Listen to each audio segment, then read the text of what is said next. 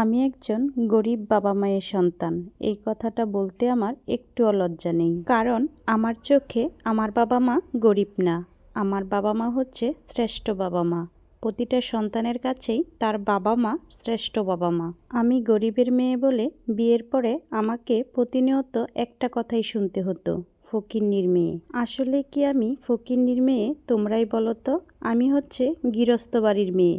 আমার বাবার ছিল গোলা ভরা ধান, গোয়াল ভরা গরু, বাড়ি ভর্তি হাঁস মুরগি। একজন গৃহস্থ বাড়িতে যা যা থাকার দরকার সবই ছিল আমার বাবার বাড়িতে। তারপরও কেন জানো আমাকে প্রতিদিনই ফকিন্নির মেয়ে শব্দটা শুনতে হতো, কারণ আমার বাবা মা তাদের মতো এতটা স্মার্ট ছিল না তাদের মধ্যে কোনো আধুনিকতা। আমার বাবা মা হচ্ছে গ্রামের একজন সহজ সরল মানুষ।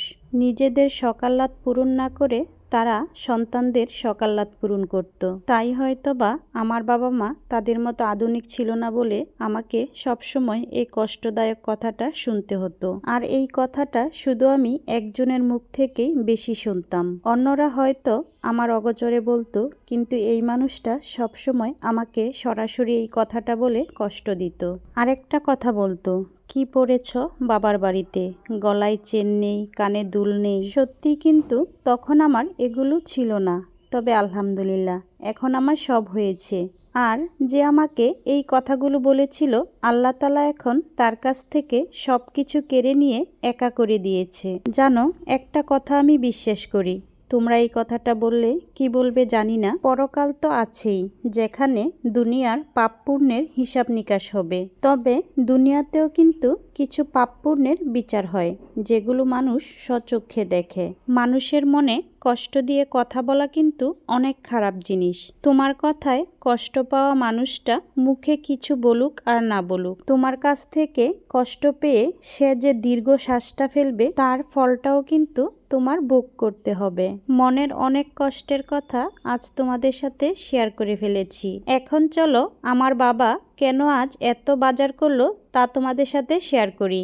আজকে আমার বাবার অনেক আনন্দ লাগছে, কারণ আজ আমার শ্বশুরবাড়ি থেকে মেহমান আসবে। আমার শ্বশুর আসবে, শাশুড়ি আসবে, ভাবিরা আসবে, আরও অনেকেই আসবে। তাই আমার বাবা এত কিছু বাজার করে নিয়ে আসলো। আমার বাবা যা যা বাজার করে নিয়ে আসলো সব একদম টাটকা বাজার, কারণ আমাদের এখানে সকাল সকাল বাজার বসে আর সেখানে টাটকা টাটকা সব জিনিস পাওয়া যায়।